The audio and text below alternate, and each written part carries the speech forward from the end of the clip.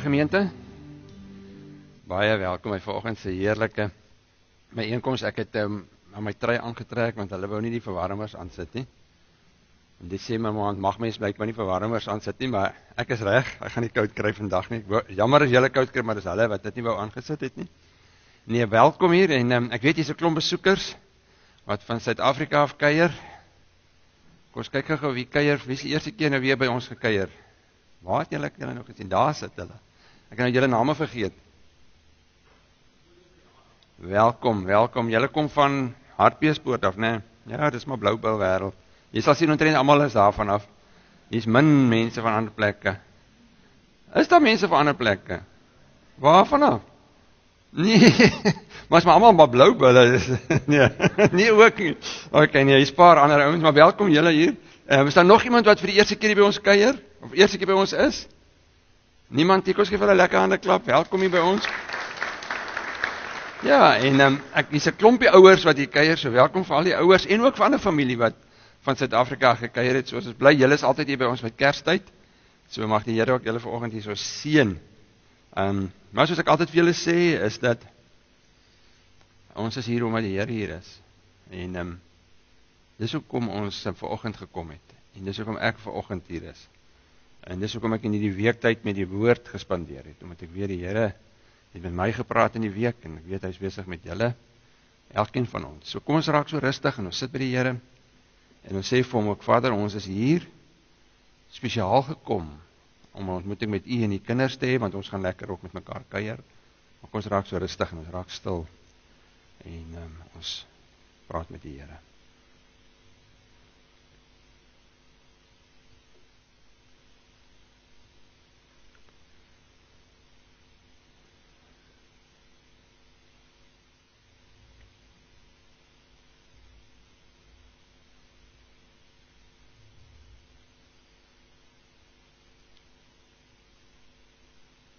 Ja, ek kan nie dink hoe met 'n wêreld Kersfees vier sonder Christus nie. En tog is dit 'n leef ons in 'n wêreld en ons as mense lees in die nuus en hoor jy van mense wat wil sê hulle wil die Kersfees uithaal en hulle wil dit iets anders te noem en kaartjies verander, maar u sal altyd 'n impak hê. En dankie dat ons hierdie klompie mense wat vanoggend hier saam sit sê, ons is verbind aan die Christus wat gekom het 2000 jaar terug. En hier sit ons 2000 jaar later, die kerk het nie opgehou bestaan nie, daar's geen organisasie wat dieselfde kan sê nie. En hier sit ons en ons het 'n verwagting dat u hier is en dat u woord met ons praat, al is dit 'n mens wat hier staan, dat u hierdie verwagting by ons het, te sê, ons kom hoor wat vanoggend in u woord vir ons belangrik is. So maak vir ons mense wat sal luister, mense wat sal hoor, mense wat sal fokus op u. So kom seën nou vir ons in hierdie tydjie wat ons so saam is, en ek wil op julle kom elkeen lê, die genade van ons God, die liefde en die vrede, die rustigheid van Jesus die Here. En mag julle beleef hoe die Heilige Gees maar so in julle werk, terwyl ons hier is. Die Heilige Gees is hier by ons en seën vir ons. Amen. Ja, ek het vergeet om vir Wilhelm en Stefan welkom te heet. Hulle kuier baie by ons, hulle is daar van Melbourne af, welkom vir julle ook. Maar hulle is al so deel van ons gemeente. Baie welkom vir julle. Ons gee vir hulle ook 'n hande klap, man. Hulle kom al die pad van Melbourne af, ver gevlieg om hier te wees. En julle is weer terug gekuier. Ons blombak is amper vol. Hier's nog een van wat sê rooi, ons kan hom daar insit. En julle wat nou by ons kuier sal weet, sal nou nie weet nie, maar dis waar ons blombak waar ons sê die Here hoor ons gebede. Ons is so dankbaar dat ons 'n God het wat lewe. Bid vir Therese met die afsterwe van Dominee John Vosloo. Hy is daar in naby Rustenburg gewees, en ja, en weet nie of julle hom ken nie, maar hy is oorlede hierdie week in 'n hartaanval. So ons bid ook vir Therese en sy gesin. Hemelse Vader, gee rustigheid in ons harte en genade, sodat die ekstra geen probleme oplewer. As iemand wat hierdie versigtiging voor die Here het, en as jy 'n toegestypelde briefie, wat ons nie nou gaan oopmaak nie. Nog versoeke? Enigiemand? Steek gou hande op. Ja, daai kant. Here, dankie dat ons hierdie briefies in die hand het. Ek bid vir Dominee John Vosloo en sy familie. Vir sy familie, vir Therese spesiaal, die afsterwe van hom. Jy weet dat hy 'n belangrike rol gespeel het ook in sy gemeente. En volgens is daai gemeente sonder 'n leraar. Maar ons weet U is daar en U sal vir hulle help. Ons bid ook vir hierdie persoon wat sê, ek bid dat die ekstrale nie negatiewe resultate sal gee nie, maar ons bid ook vir genesing, vir aanraking, daar waar dit nodig is. En U die hande gesien, U het ons harte gesien, en U die blomme gesien. Ons sê vir U dankie daarvoor. En dankie dat ons hierdie goed voor U kom gee. As U kinders, as ons as 'n familie na U toe kom en sê, ons Pa, U is ons Pa, U is die een wat sê, julle kan vir my sê, Abba, Vader. En ons kom doen dit, en ons kom gee dit vir U. En ons kom vra dat U vir ons nou sal help. Amen. Kom staan op en dan sing ons heerlik saam.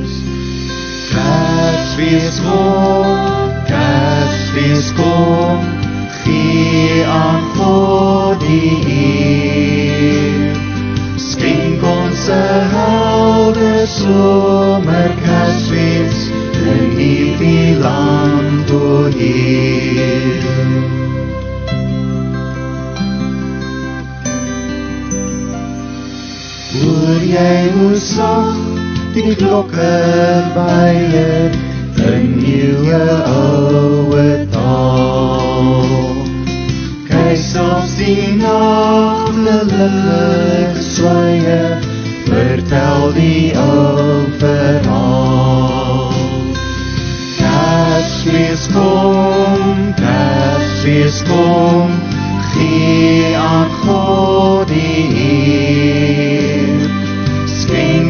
oude somer Kersfees in hierdie land oorleef.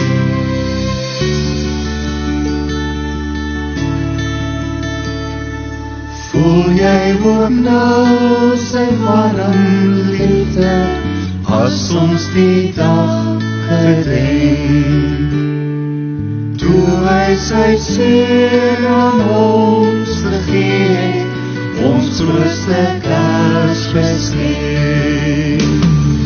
Christus kom, gee aan God die eer. Skenk ons 'n oude somer Kersfees in hierdie land oorheer.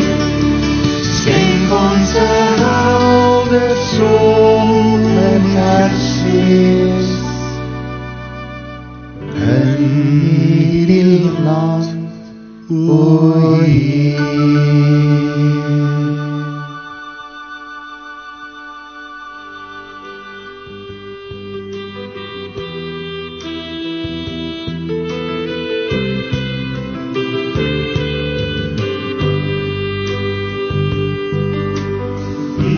Jesus, ons aanbid U,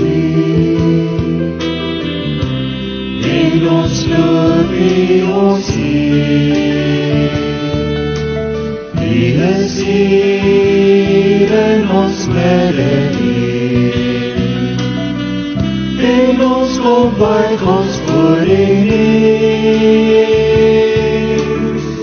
en ons aanbid U voor U troon, en ons aanbid U voor U troon, en ons aanbid U voor U troon, Koning Jesus, U is ons Heer. Jesus, ons aanbid U, en ons loof U, ons Heer. U is hier in ons midde, en ons kom buig ons voor U neer, en ons aanbid U voor U troon, en ons aanbid U voor U troon, en ons aanbid U voor U troon, Koning Jesus, U is ons Heer.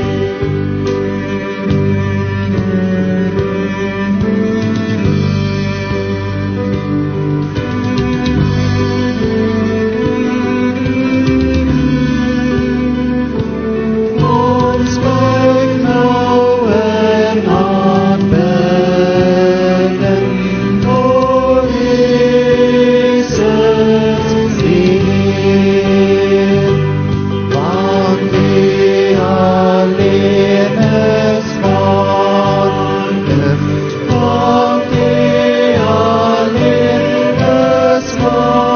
waardig, want U alleen is waardig, verlosser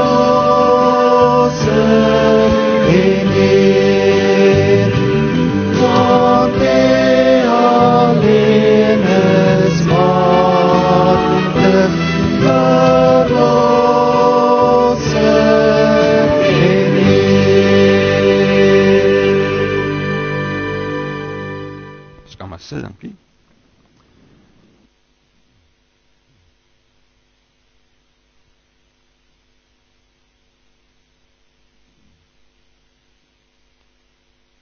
As julle wil, kan julle Bybels oopmaak. Ons is nog steeds in Johannes 1, nog nie weggekom van Johannes 1 af nie. Bly nog daar.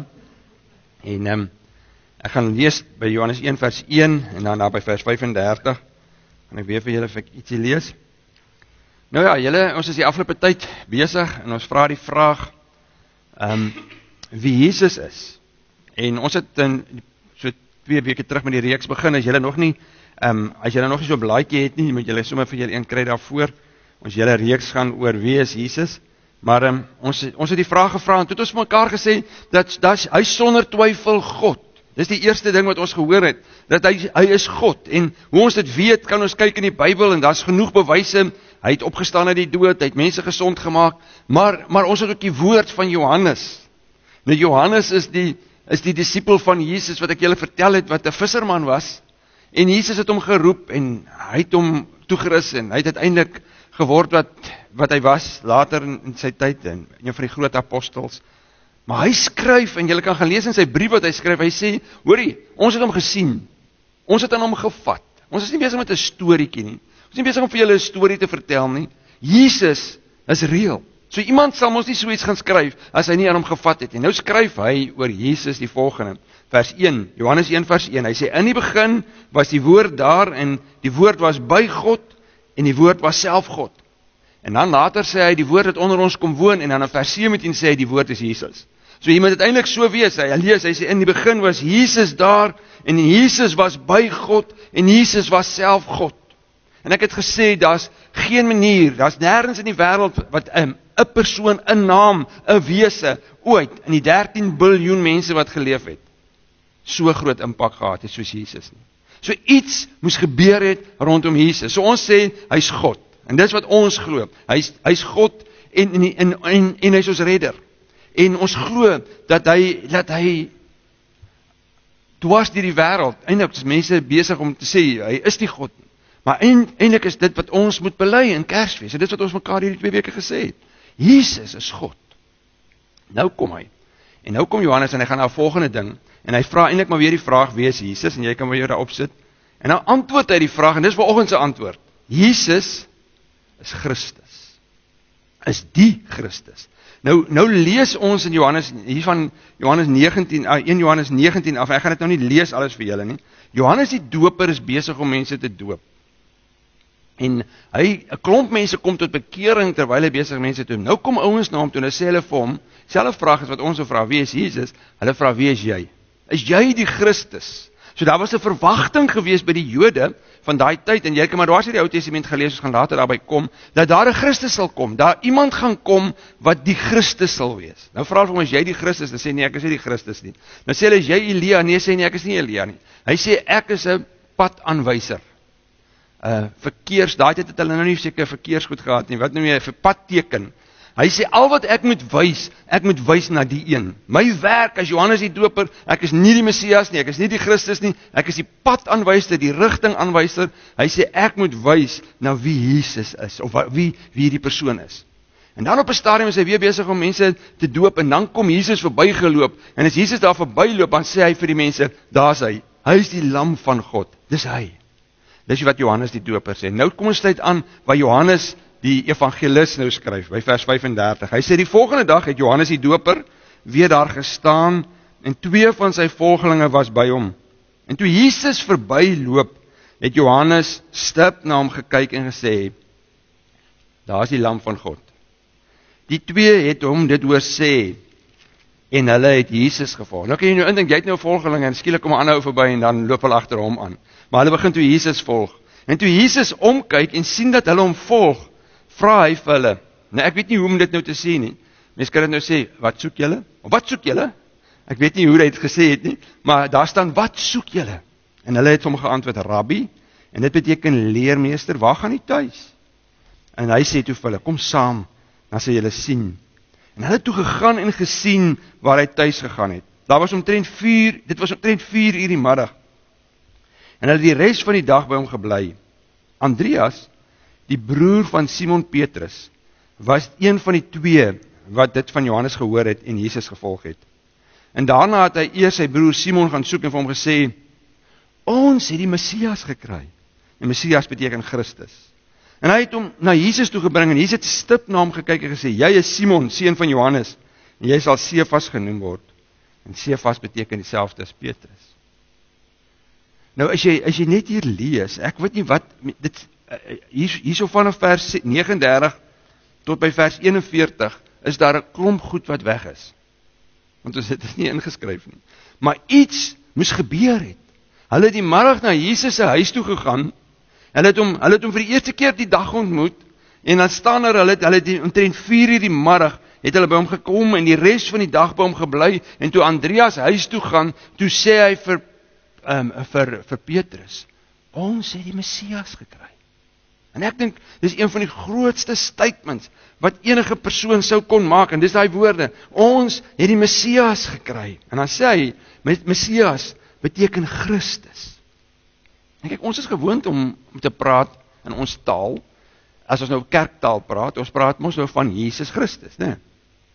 En dis deel van ons algemene daaglikse omgang as ons besig is met die woord, is om te praat oor Jesus Christus. En ons weet, en ek het vir julle gesê, nie net ons praat oor Jesus Christus nie, die ongelowige wêreld ook, as hulle 'n stopwoord soek, of 'n vloekwoord soek, of 'n kragwoord soek, of geskrik het, as dit Jesus Christ.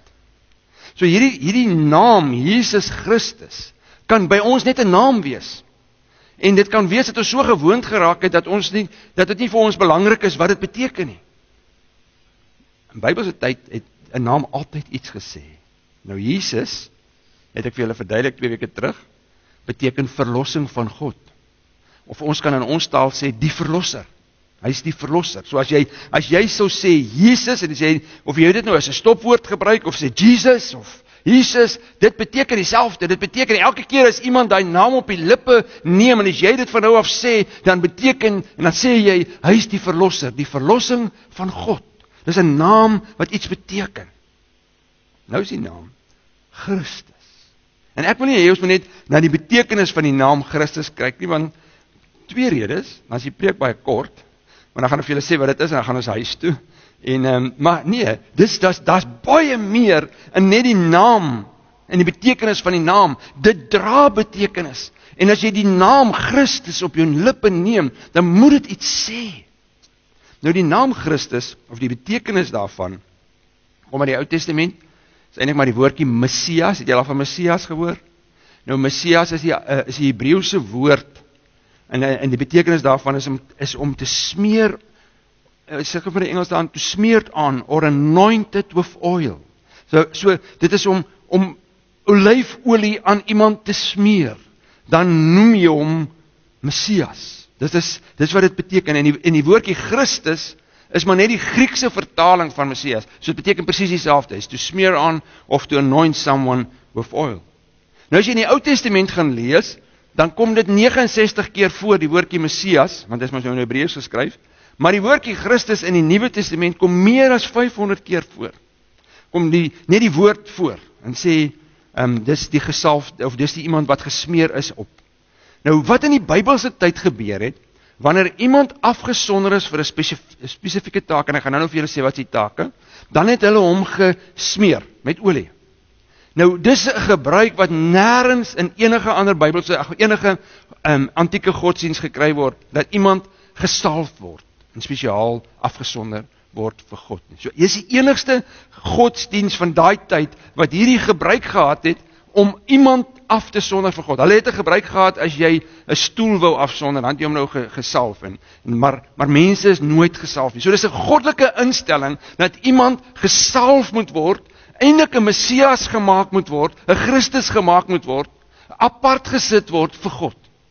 Dis die gebruik gewees. So daar was baie Messiasse gewees, met klein lettertjies, of Christusse, in die Ou Testament. Want baie keer is mense gesalf, en afgesonder vir God. En die salwing het altyd, die doel van die salwing was altyd gewees, om te sê, hierdie persoon wat nou gesalf is die persoon wat spesiaal tussen mense en God sou wees. Hy's 'n tussenganger. En in ons Bybelse taal, 'n middelaar. Ons sing ons van Jesus as die middelaar, die bemiddeler. Wat is dit in Engels, 'n tussenganger? 'n go-betweener. Of wat sal dit wees? Iemand in die middel, help my, julle met Engels? 'n mediator, iemand in die middel, ek weet nie. Wat is 'n middelaar in Engels? Ek weet nie, maar in geval, julle sal weet. Maar 'n middelaar beteken dis 'n tussenganger. So in daai tyd het hulle dan iemand uit God gekom, nie mense nie, God het gekom en gesê, vat hierdie persoon, salf hom, sit hom een kant, hy's 'n middelaar vir my. En Daar was drie soorte kategorieë gewees. Die eerste kategorie was wanneer wanneer God besluit het om iemand af te sonder vir 'n koning. So 'n koning is 'n spesiale persoon wat God gekom het en gesê het, hierdie koning, salf hom asseblief vir my, dan word hy eintlik 'n Messias. Dis wat die Hebreëus sê. Die handeling is om 'n Messias te maak. 'n Klein lettertjie. Nie die Messias soos ons hom ken nie. Ek praat net eers 'n bietjie oor die etimologie van waar dit vandaan kom. Nou kom ek lees gou vir julle in Samuel. Die Here het vir Samuel gesê, hoe lank gaan jy nog oor Saul treur? Nadat ek hom as die koning as Israel verwerp het. Maak 'n horing vol olie en gaan na Bethlehem toe, en ek stuur jou na Isaia toe, want onder sy seuns sien ek vir my 'n koning. En nou weet julle, dan gaan hy soontoe. Samuel het die horing met die olie gevat, en vir Dawid hom voor sy broers gesalf. En die gees van die Here het van daardie dag af kragtig in Dawid gewerk het. Nou nie elke koning van Israel was gesalf nie. Baie konings het hulle self aangestel, is bitter min wat gesalf was. 4 of 5 ouens was afgesonder, was spesiaal deur God aangewys. Die res is deur die familie gekom, of deur 'n staatsgreep, het hulle in beheer gekom. So God besluit om te sê, ek kies iemand in die Ou Testament om te sê, ek wil hê jy moet autoriteit hê. Hy gee autoriteit, hy sê, jy moet regeer, jy is in beheer, ek stel jou aan om oor my mense, namens my, as my verteenwoordiger, as my middelaar, te regeer. Konings. Die tweede ding wat hy gedoen het, priesters is so gesalf. Priesters in daai tyd, en die werk van 'n priester weer, was om te sê, hy bring die mense na God toe. Hy was die bemiddelaar tussen mense en God. Mense bring hulle offers na die priester toe. Verbrand hy die offer namens hulle voor God. Hulle kon nie naby God kom nie, die priester was die tussenganger. En vandag se tyd sal mense sê, priester is iemand wat vir iemand bid, wat namens iemand anders na God toe gaan. En die hoëpriester veral, sy werk was dan nou die ou wat die hoof van almal was, so om te sê, hy gaan eenmal 'n jaar, wel een van sy take was, eenmal 'n jaar in die groot versoeningsdag, dan gaan hy binne in die allerheiligste deel van die tempel in, en as hy daar ingaan, dan gaan doen hy versoening vir die sondes, vir homself en vir die volk, en hy sê vir die Here, ons is jammer oor al ons sondes, en dan kry hulle 'n bok, en dan sit hy sy hande op die bok, en dan sê hy, die sonde van hierdie volk is nou op hierdie bok, en dan stuur hulle die bok in die woestyn in, en dan gaan hy dood. En dis waar die Afrikaanse woord kom van, sonnebok. Jy sit 'n sonnebok, is die ou wat eintlik die skuld gedra het, namens iemand anderster. Nou wie van julle was al sonnebokke gewees? Niemand nie. Ja, julle is soet, hè? Almal het gesê, wie is die sonnebok hier so? Ek wil nou weet, as jou ma jou roep, dan sê sy vir jou, en wie van julle is die sonnebok hier so? Wie is die een wat die skuld gaan vat vir almal? Nou dis wat die hoëpriester daai tyd gedoen het. So dan kom hulle, en sulke priesters is ook gesalf. Ek lees dit gou vir julle in Eksodus. Hy sê, laat jou broer Aaron en sy seuns klere aantrek, salf hulle, wy hulle en reinig hulle om vir my as priestersdiens te doen. So is nog 'n taak wat die Here gedoen het. Dis so hulle 'n soort van klein lettertjie, in daai tyd sou dit so bekend kan staan as iemand wat gesalf is, en jy kan eintlik sê Messias, of dan nou Christus as jy die Griekse Ou Testament gaan lees, dan praat hulle van Christo. Hulle noem hulle Christo. Dis interessant. Profete is die volgende lot wat gesalf was daai tyd. En die taak van 'n profeet is weer die teenoorgestelde, as 'n priester. 'n Priester se werk was om die mense by God te verteenwoordig. 'n Profeet was om te sê, ek kom praat namens God met julle. Ek kom met 'n boodskap na julle toe. God het my in 'n droom verskyn, of in 'n visioen verskyn, of hy kom vertel vir my, ek moet vir julle kom sê. Daarom is daar baie profete gewees, en baie keer praat die Bybel van valse profete, en as jy gaan lees in die Bybel, dan sê hy, jy kan nie gaan sommer net praat wat jy wil nie, jy moet by God hoor. So 'n profeet se werk was om namens God te gaan praat. En dit kan ek maar net weer vir julle lees, 1 Konings, hy sê, jy moet vir Jehu, seun van Nimsi, salf tot koning, en vir Elisa, seun van Safat, uit Abel Mehola, moet jy salf tot profeet. Nou, in die hele Ou Testament, was hier die hele verwagting, dat daar gaan iemand anderster kom, wat 'n Messias gaan wees, wat al 3 die rolle gaan vervul. Daar's 60 profesieë, oor so iemand wat gaan kom, wat hulle sal sê, daar gaan 'n koning kom, wat vir altyd regeer. Daar gaan 'n profeet wees, wat altyd God se woord gaan bring. Daar gaan 'n priester wees, 'n ewige hoë priester wees. Daar was hierdie verwagting gewees. Daar gaan ergens 'n Christus kom, 'n Messias kom. En ek sê weer, daar was oor die 60 sulke profesieë, en elke een van hulle, as jy Jesus se storie gaan lees in die Nuwe Testament, het waar gekom in Jesus. Ek gaan net vir julle so 2 of 3 lees, en dan gaan ek kom by die ander deel.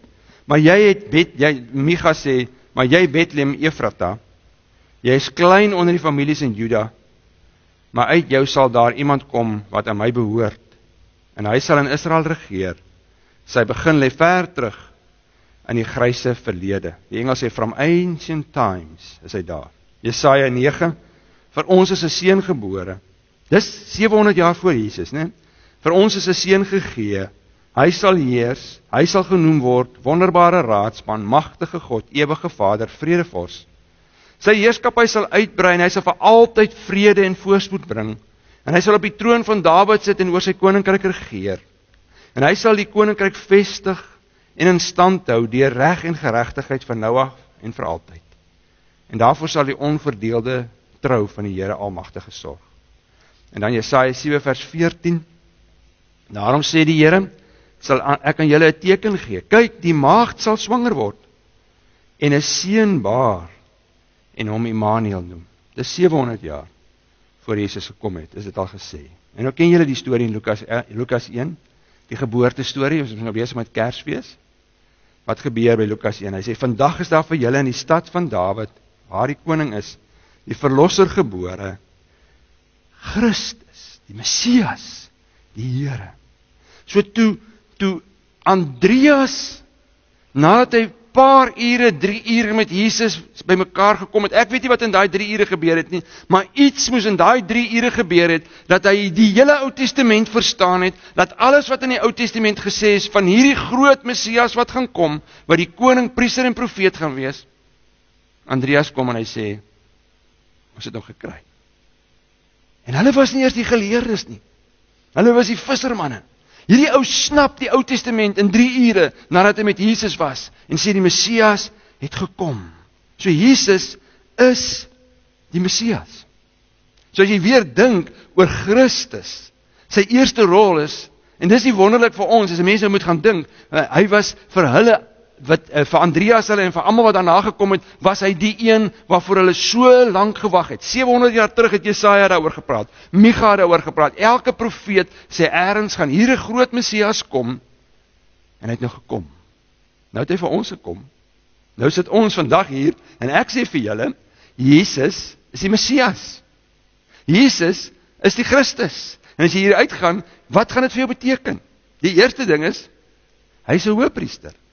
Hy het nie opgehou om hoëpriester te wees nie. Die verskil is, kyk, onthou die hoëpriester het ons nou ingegaan en dan het hy namens die volk en namens sy eie sonde die sonnebok nou maar gevat en die offer op hom geplaas. En dis die wonder nou van Jesus, want ons ken ons nou die storie. Ons ken ons nou nie die storie van die geboorte nie. Ons stop nie ons by Kersfees by die geboorte nie. Ons is ons altyd met Kersfees besig om na die kruis te kyk. Want die kruis is eintlik waarvoor Jesus gekom het. As ons met Jan de Wet sing, wie sou kon dink dat daardie kind, daardie klein babietjie sou eintlik sy mooi klein babehandjies. As jy nou kyk na klein Jewasie babietjies, kyk na al die babietjies, al klein handjies, daai klein handjies sou uiteindelik die kruis dra. So as 'n mens kyk van die geboorte af, kyk jy altyd na die kruis. So Jesus het gekom as die hoëpriester, nie om te sê, Here Vader, ek kom namens hierdie mense en ek kom doen namens hulle vir hulle sonde, kom doen ek vir u versoening. Hy sê nee, ek sal doodgaan.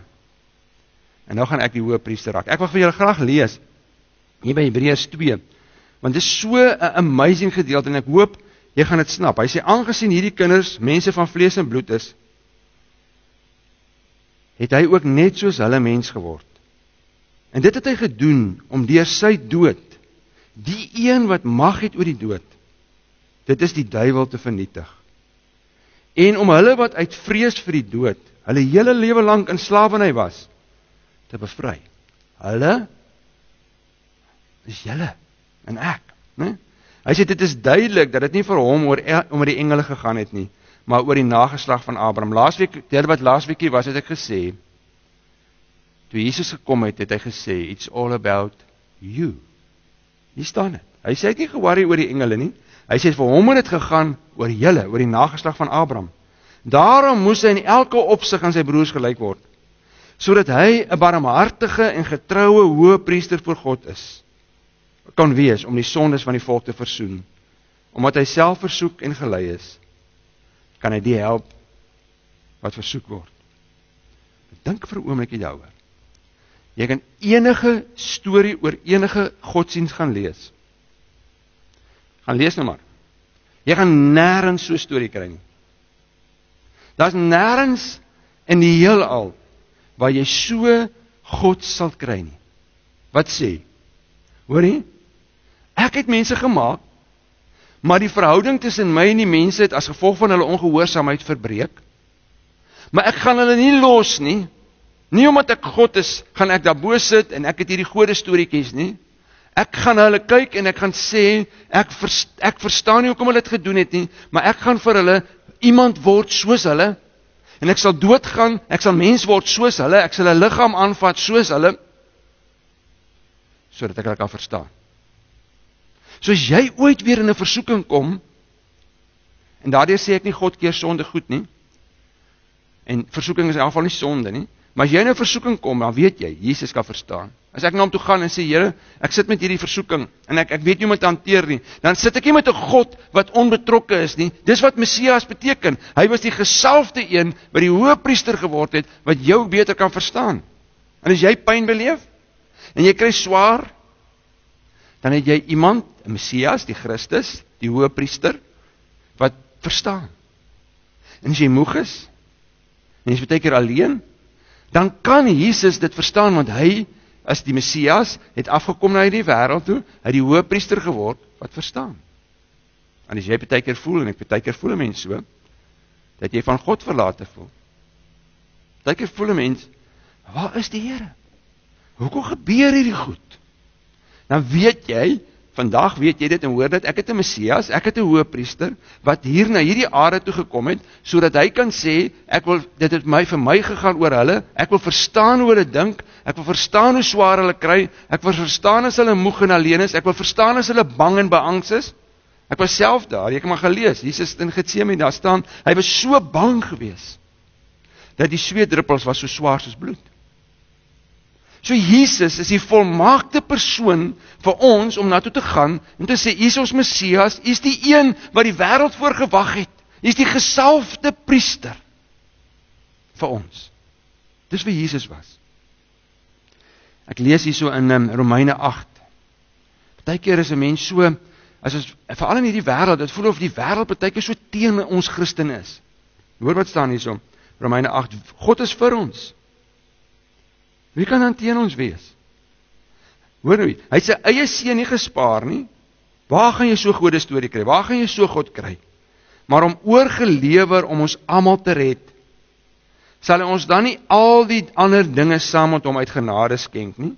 Wie kan die uitverkorenes van God aankla? God self spreek hulle vry. Wie kan ons veroordeel? Christus het gesterf, maar meer is dit. Hy is uit die dood uit opgewek. En hy sit aan die regterhand van God. En hy doen niks nie. Wat staan daar? Hy pleit vir ons. Hy pleit vir ons. Ons het 'n God. Ons het 'n Messias wat nooit opgehou het om vir ons om te gee nie. Hy het nie net die verhouding tussen ons en God kom herstel nie. Hy laat die verhouding groei. Hy hou dit in stand. En as daar enigiets kom wat die verhouding, die nuwe verhouding wat ek en jy en God het, kom belemmer, dan weet ek het 'n Jesus wat my verstaan, wat vir my pleit, by my Vader.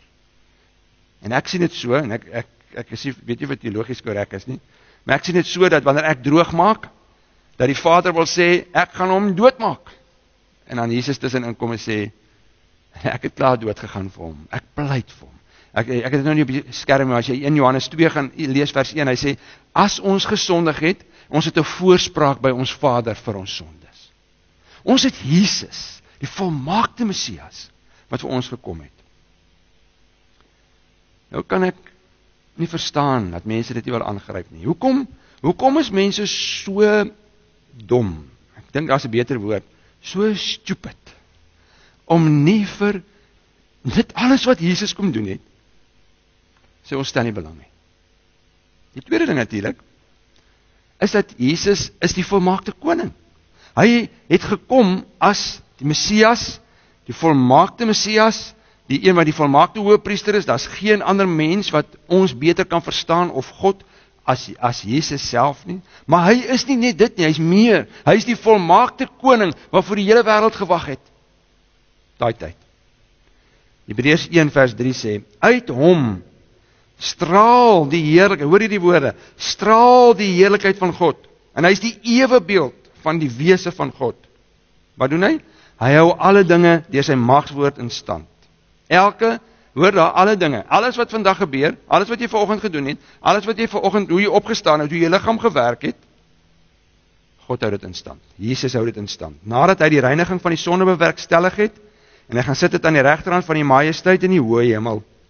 Hy is net so verhewe bo die engele as wat die naam wat God hom gegee het, voortreffliker is as hulle naam. So hy is ver oor die engele. Immers aan wie van die engele het God ooit gesê, jy is my seun, en van vandag af is ek jou vader.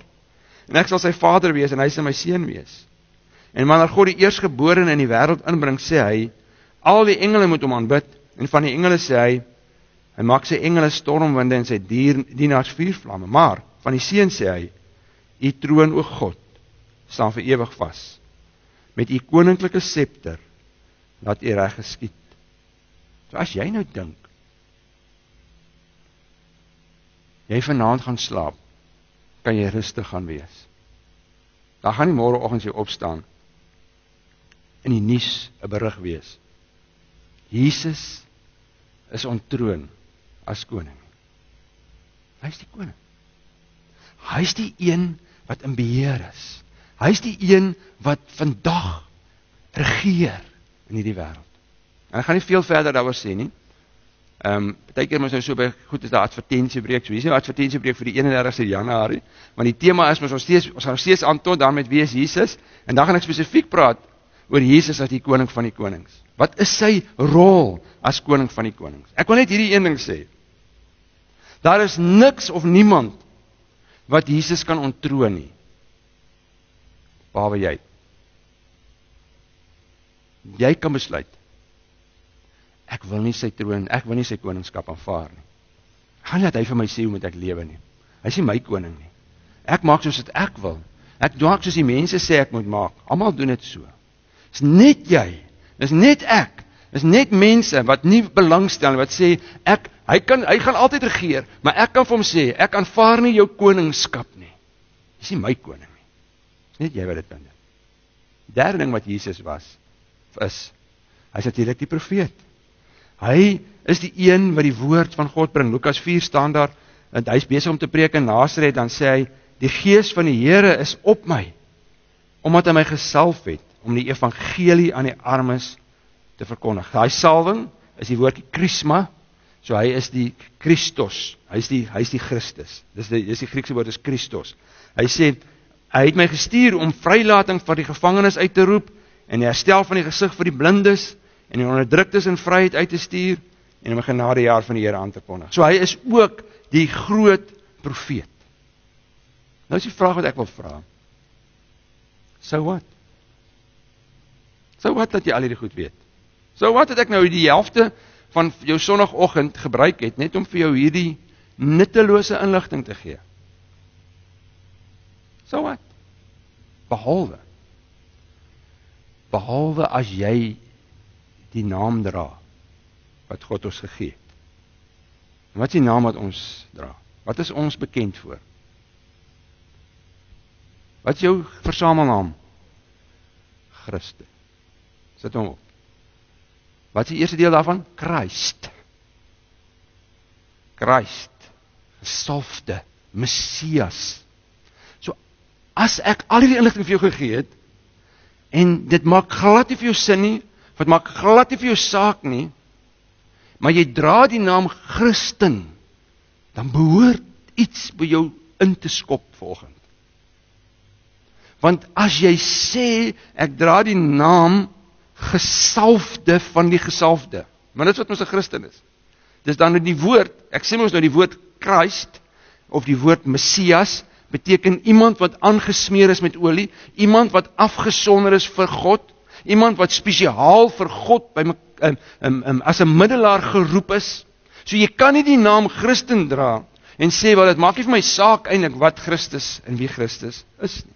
Want ons dra hierdie selfde, as ons sê, ek is 'n Christen, dan dra ek hierdie selfde gesalfdheid in hierdie wêreld in. En dan raak ons middelaars, met 'n klein lettertjie. Want ons bemiddel vir die wêreld, ons is die verteenwoordiger van God in hierdie wêreld, as kerk en as Christene. Want wie anders sal weet, wie anders, watter ander organisasie, sal die golfklub, sal die bowlingklub, sal watter klub jy ook kan behoort, sommer die klap, met die Afrikaanse klub, maak nie saak waar, jy kan enige klub behoort, sal hulle vandag sê, ons moet erns maak met die boodskap van Jesus, ons moet die wêreld gaan vertel van Christus. Nee, daar's niemand anders as julle en ek, die kerk van Here Jesus Christus, wat sê, ons is Christene, ons is die gesalfdes van die gesalfde, met die groot hoofletter G, ons is sy gesalfdes, niemand anders, net ons. Daarom as jy hierdie naam wil dra, dan moet dit vir jou sin maak om te sê, maar dan dra ek die naam van die groot hoëpriester, die groot koning en die groot profeet. Ek en hy is in mekaar in verstrengel, want wat ek doen, reflect op Jesus. As ek as 'n Christen sou droogmaak en 'n droogmaak lewe en 'n lewe wat niks van Jesus sê nie, dan ruk ons sy naam. So much for Christianity. So much for Christ. Hulle sê, hulle is gesalfdes van die gesalfde. Daar's niks daarvan nie. 1 Johannes 20 vers 20, 2 vers 20 skryf Johannes, hy sê, maar julle is anders. Julle is anders. Hoekom? Jesus wat self heilig is, het julle met die Heilige Gees gekrisma, gesalf, en julle almal weet genoeg. As jy 'n Christen is jy gesalf, as jy gekrisma, dis die Griekse woord, dra jy die wese van Christus in jou, jy het nie 'n ander naam nie, ons is Christene. Daarom, ons het hierdie lied net gesing, Jesus was die wêreld, is die grootste Kersgeskenk aan die wêreld. Dalk is jy en ek die enigste Kersgeskenk wat hierdie wêreld waar jy leef gaan kry hierdie jaar. Die ander is sulke persentjies. Miskien is jy die geskenk vir jou vriende en vir jou bure en vir jou kinders en vir jou ouers en vir mense wat nie glo nie. Want hulle gaan nêrens anders dit kry nie, want ons as Christene, as ons sê, ons is ernstig met Christus, en ons wil die naam Christen dra, en ons wil bekend staan as Christene, dan val daai selfe rol, en ek het dit verlede week gelees, dan val daai selfe rol ook op ons. Want dan raak ons ook mos regeerders. Ons regeer. Nie in 'n sin van die regering van hierdie wêreld nie, maar ons is in beheer, ons kan in beheer wees van sonde en van ongeregtigheid. Christene kan nie stil bly nie. As daar ongeregtigheid, moet ons praat. Maak nie saak wat sê die koerante van ons nie. Ons kan nie dat die koerante en die publiek sê, hoe moet Christene praat nie, want ons het 'n koning wat vir ons sê hoe ons moet praat, en as ons koning luister, dan praat ons, want ons is sy verteenwoordiger. Ons as Christene is ook die priesters. Hierdie blomme is 'n getuienis daarvan. Baie van hierdie blomme wat hier is, het iemand anders vir iemand gebid. En jy is nog steeds geroep om vir ander mense te bid. Jou werk is nog steeds om namens iemand anders na God toe te gaan. Jou mense wat jy ken, wat dalk nie die Here ken nie, het jy hulle al by die Here gaan neersit.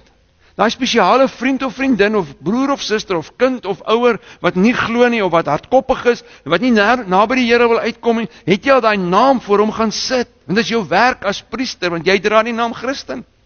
Here, hier bid ek vir hierdie persoon, daai toegestapelde briefies, hier moet briewe wees van bekering. Die wêreld het nodig dat ons vir hulle sal bid. Niemand anders gaan nie. Ek sê weer, die klap sal nie dit doen nie. Niemand nie, net ons. Maar ons is ook profete. Ons kan nie stil bly nie. Ons het die boodskap der boodskappe. Dis geen groot storie is hierdie storie nie. Dis die storie der stories. Jy kan maar gaan probeer om hierdie storie te skryf, daar's niemand wat so iets kon skryf nie. Hier is God se storie. Dis my en jou werk, ons is geroep as Christene, gesalfdes van die gesalfde, om die woord te bring. So wat dit nodig is, vir mense te sê, maar dis wat die woord sê.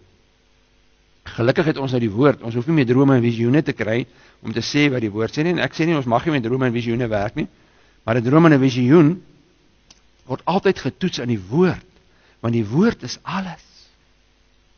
So ons het hier die woord, ons kan met ons geliefdes praat, gaan nie oor oordeel hier nie, ons kan met hulle praat. Dis wat die Here sê. So dis dit. So wat hoor ek vanoggend? Ek sluit af. Wat hoor ek?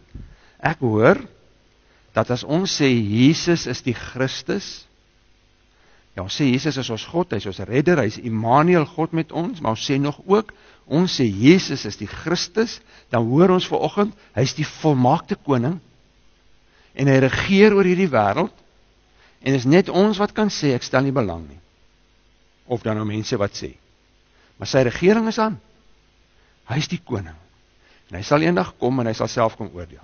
Volgende ding, ons hoor vanoggend, as ek sê, Jesus Christus, dan beteken daai naam, of die betekenis wat daai naam dra, beteken hy is 'n volmaakte hoëpriester, wat my volledig verstaan, maar my nie net volledig verstaan nie, wat vir my geoffer het, wat self die offer betaal het, wat die sonnebok geword het, vir my sonde. Dan kan ek na hom toe gaan en sê, Here, ek so jammer, vergewe my asseblief, en dan kan ek daar wegstap, en jy kan vanoggend hier uitstap, as jy jou sondes moet vergewe, as God het moet vergewe, dan kan jy uitstap vry, want die hoëpriester het klaar betaal. Dis wat Messias beteken, hy het klaar betaal. Hy is die gesalfde een, wat die hoëpriester was, wat klaar betaal het. Die derde ding, hy is ook die profeet wat die woord bring. Ek hoor verder, dat ek dra 'n naam, wat aan hom Christus verbind is.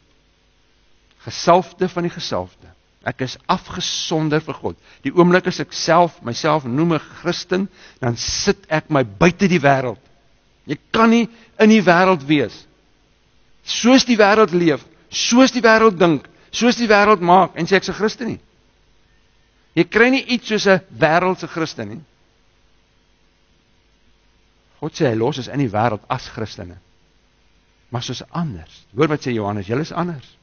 Julle is anders. Dis nie, ons is beter nie, ons is anders. Ons het nie gekies nie, God het, toe ons kies om God te kies, dan maak ons sy kinders, en die maak ons Christene. So ons het ook 'n taak, te regeer oor sonde in ons lewe, ons kan nie net terugsit, en sê, sonde beheer my nie, want ek is 'n Christen, ek is 'n gesalfde.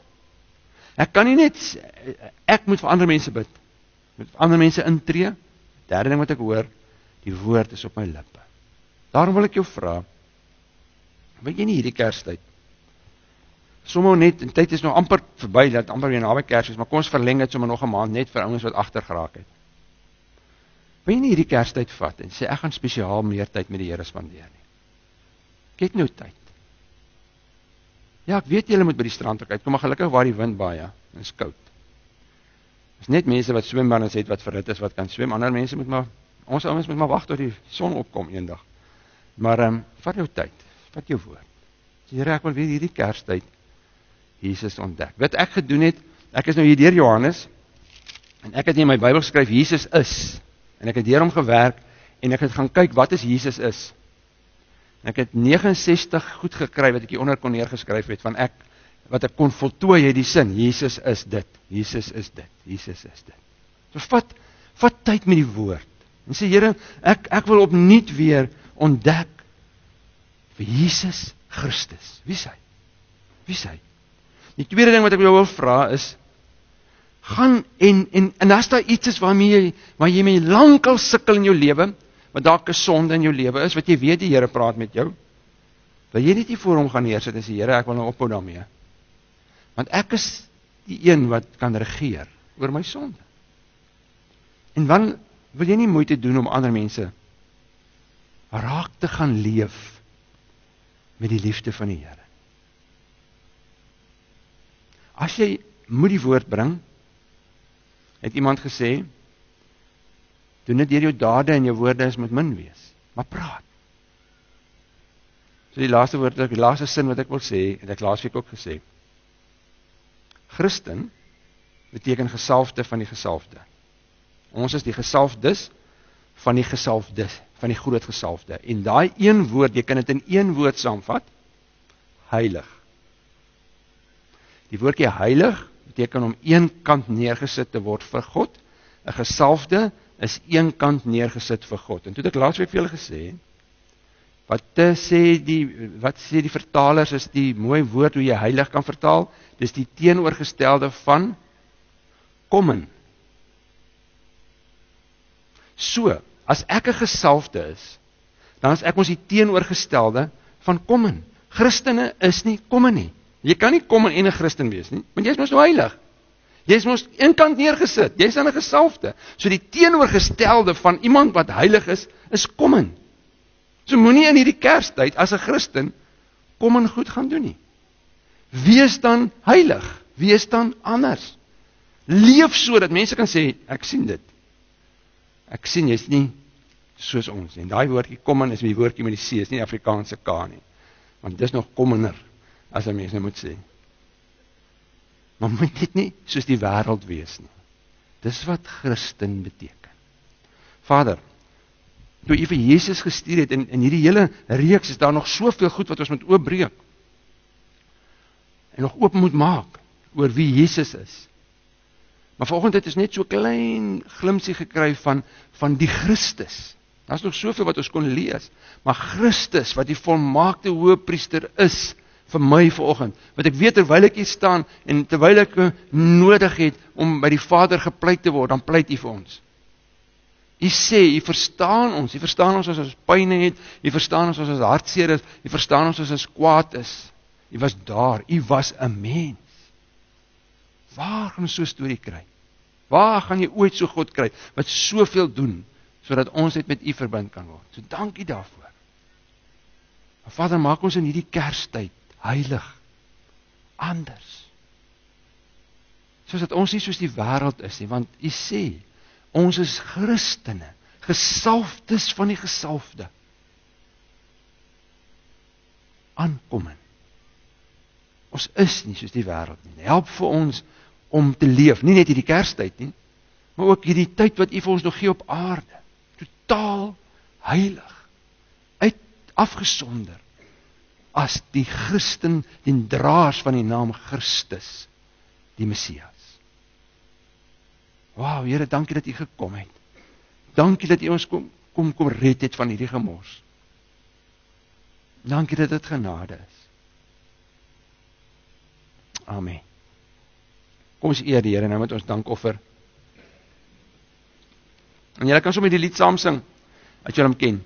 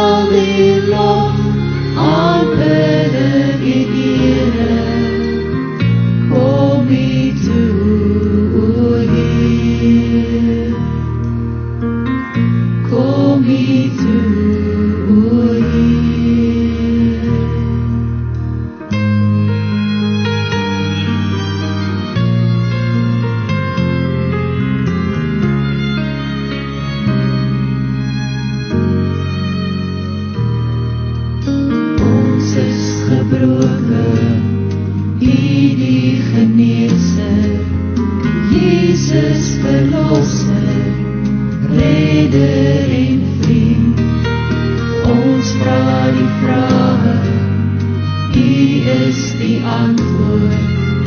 ons die verdwaalnis, U is die weg. Heilig, heilig, Heer God almagtig, waardig is die Lam wat regeer, al die lof, aanbidding en ere, kom U toe, O Heer. Kom U toe, O Heer.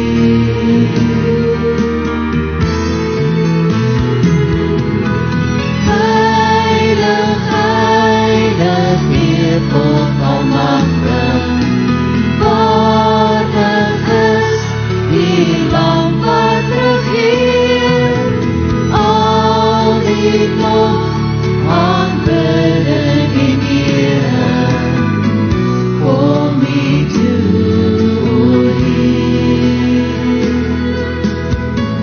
Kom U toe, O Heer.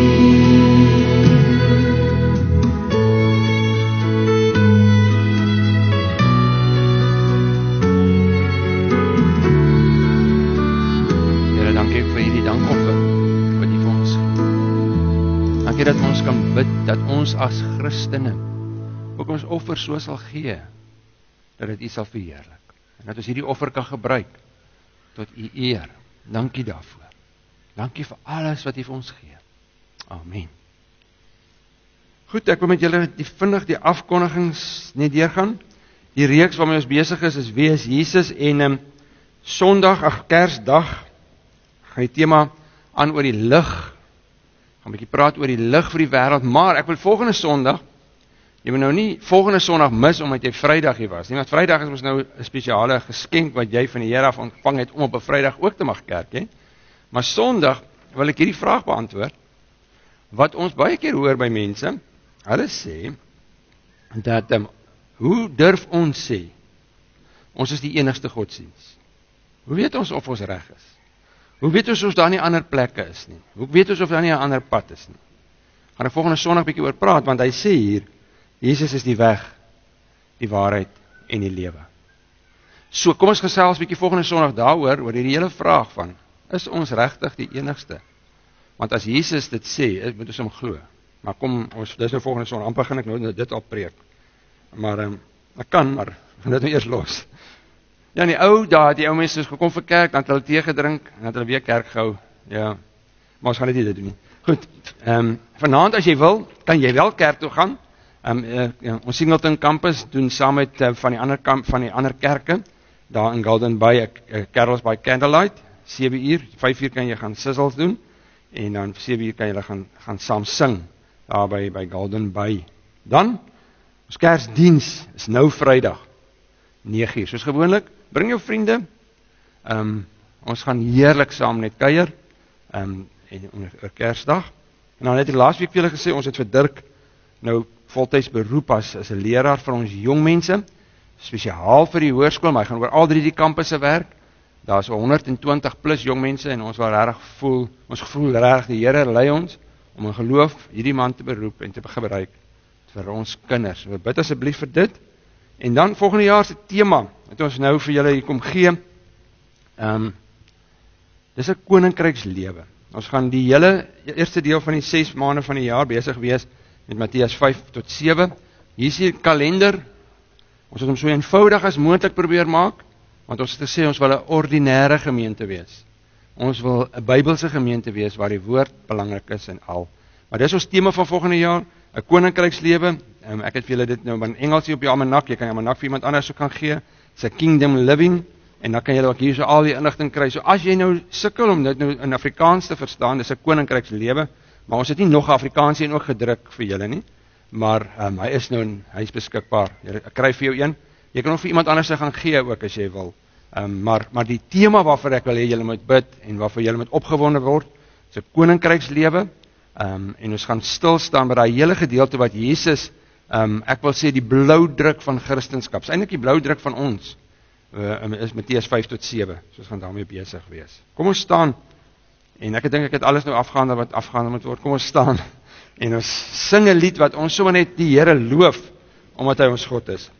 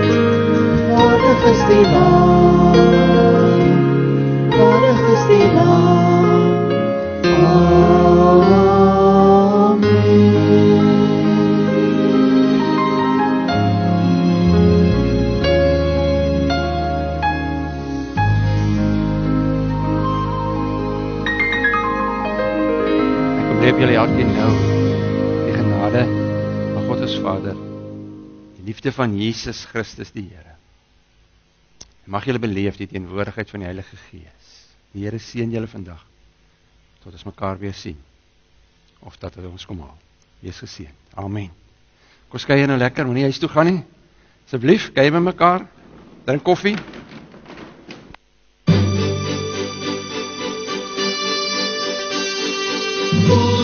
Wonderbare koning, heerser oor die schepping, ons bring U ons lofgesange. Die goedheid Vader, kan ons tot U nader.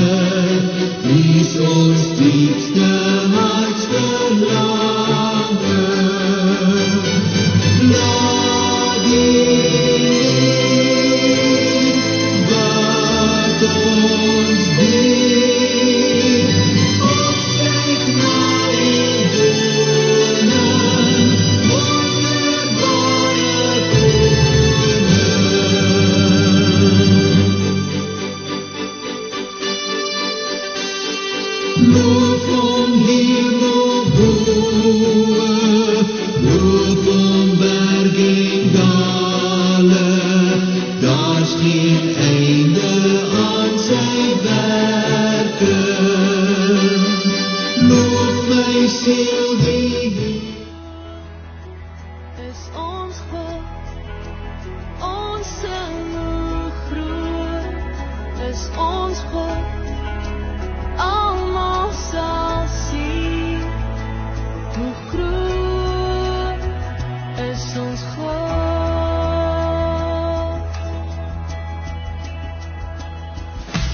Uwe kom en gaan, en tyd is in sy hand, begin